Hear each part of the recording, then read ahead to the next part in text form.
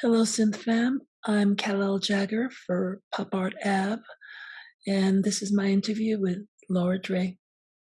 Cheers. You are the one who never chases, yeah. And I'm the one who's falling in love, yeah. We could be so happy together, yeah. And you are, and we are changing faces, in my heart. Happy New Year, Laura Dre. Happy New Year. How's it going? How's it going? You look fabulous. So are you. Thank you very much. So, right off the bat, we should remind people or let people know that we met a few weeks ago in London. I don't live in London. You don't live in London. So and we met at Ollie Ride. That was quite the night. How was that for you? It was, fantastic. I loved it. Quite wild. Was it really? The after party.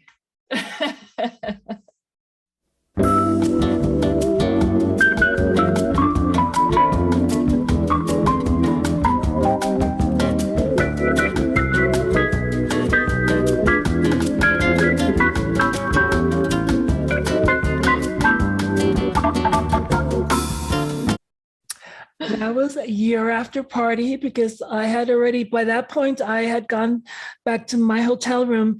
And the funny thing is, when I got there, I connected. I said, wait a minute. That girl is the same voice that produced Moving Spaces, the song I've been listening to since the beginning of 2021, pretty much. And Crazy. I had it always in the background of this 24-hour synth station. And it was just always there, and it was just like, oh, so it meant so much, especially in a very challenging year we had. I'm sure you can relate.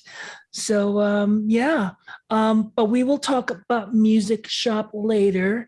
I wanted to go back a little further first and ask, who is Laura Dre? Where is she from?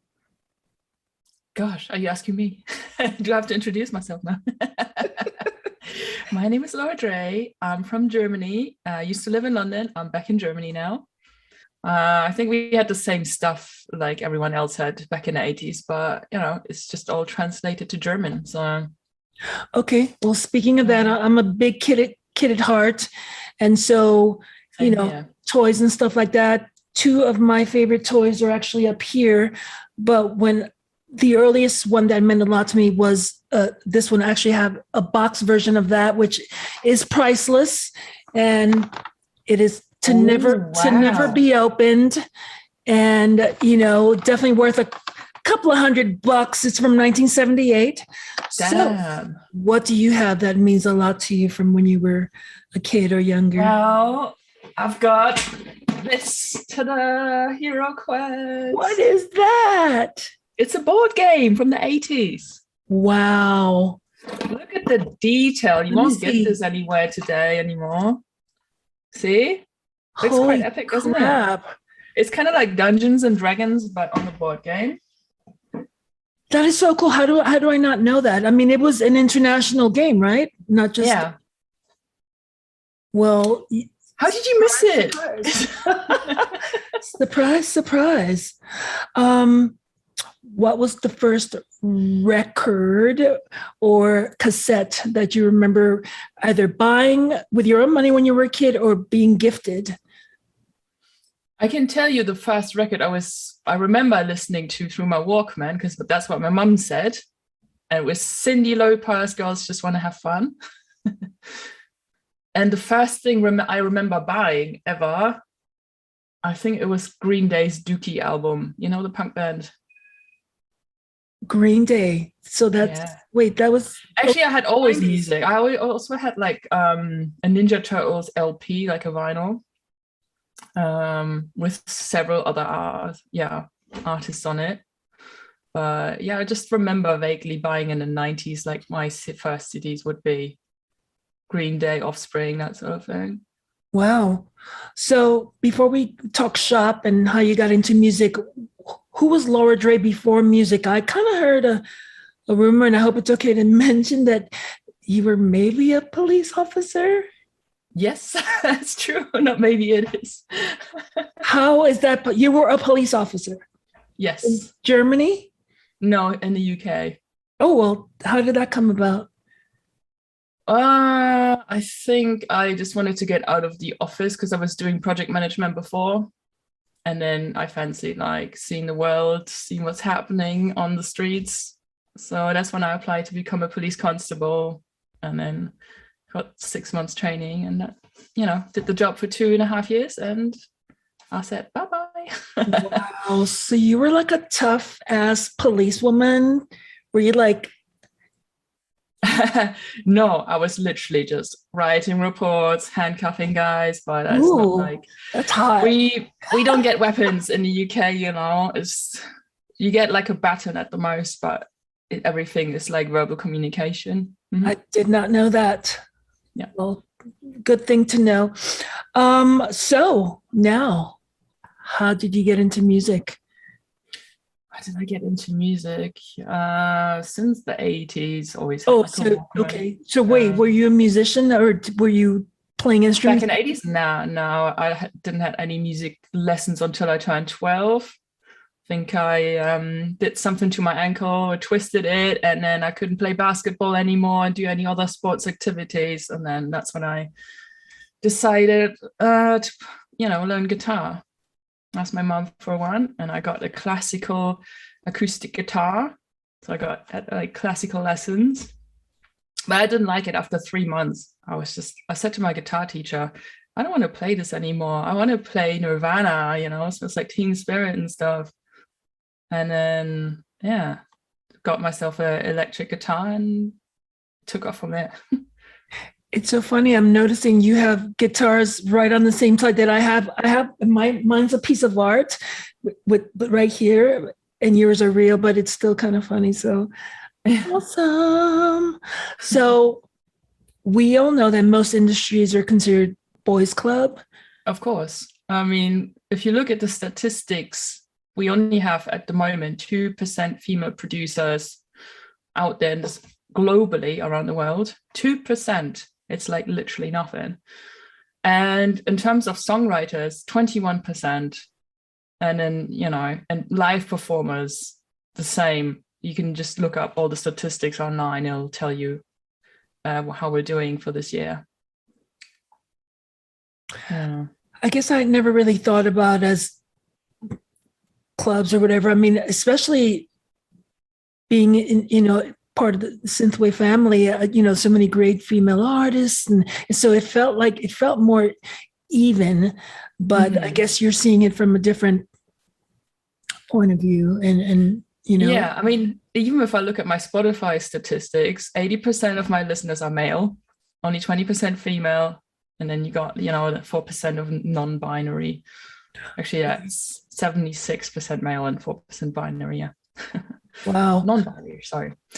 But yeah, and even the festivals, if you look at the statistics there, I mean, most of the time it's like, 30% of female coverage on stage, and the rest are all male, male bands leading male artists, and, so we're very underrepresented in the industry.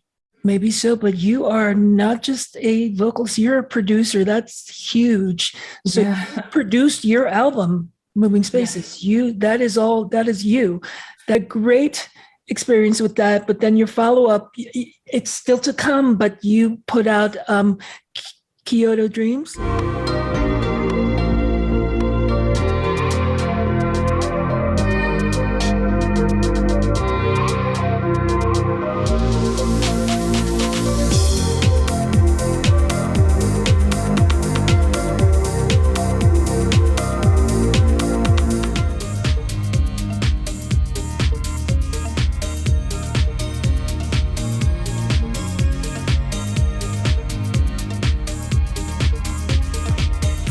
concept album. So how would you describe that in more detail? I think you already described it as best when I read it. It is absolutely a hybrid of, you know, audiobook and instrumental album. Yeah, and it just delivers the message I wanted to say, and it's got like Japanese narration in between the tracks. So yeah. What inspired that? You lived in Tokyo as well? No, I didn't live there. I actually went there for a short stay just to visit. But that was not the entire inspiration. I just thought, like, you know, of providing a listening experience. And then from there, I gradually developed the idea of having a story and some voice actors, you know. But the funny thing is, it all started really small, like with 2 people only, and then exploded to 5 people. And then, you know, all of them contributed to the story. And then I was like, yeah, this is great. Yeah, it's very, very now and very timely. It's like, you know, yeah, you could say it's like an audio book, but really it's kind of like a little podcast too, because those are so wildly popular now. So it has all those elements. And then, of course, great music. And, you know, I've definitely heard it a couple of times. And so, yeah, so good on you with that. But we still have a follow-up to Moving Spaces, which you're already working on or finished. What's the status of that? Which will still be kind of synthwavy and have the complement Moving Spaces, correct? Yeah, it's more like synthpop, I would describe it. I don't even know what the hell synthwave is, so I just don't. I try to avoid the term synthwave. But yeah, it's going to be definitely have some 80s aesthetics to it. Well, synthwave, retrowave, synthpop, I mean, it's all the same, and I don't think it should be like any one in particular shouldn't pigeonhole anything. I mean, I don't know. I think people get sensitive. I don't know. I'm still learning. Yeah. It's all. I just know there's a lot of people that get really sensitive about this topic, and just like, you know, especially the purists saying, oh, this is not synthwave. So I'm like, you know, staying out of it. So I don't want to compete with anyone. Yeah. I just want to do my own thing, you know, and I just want to use the way I feel or perceive 80s music and put it as my own expression out there, you know. Exactly. Yeah, and no one should ever get all uppity thinking they didn't invent this. This has been around forever, and you know, whatever, since 70s, 80s. So it's like, just chill out, people. So you, to me, seem to be a very much an open book. How open are you exactly with your personal life or what have you? Very open. I think by now the whole world knows I'm openly gay. So, and yeah, I'm very proud of it, obviously, because I still also think that we're lacking diversity in the music industry, also very underrepresented. And, you know, I feel like there's not really many female gay artists out there.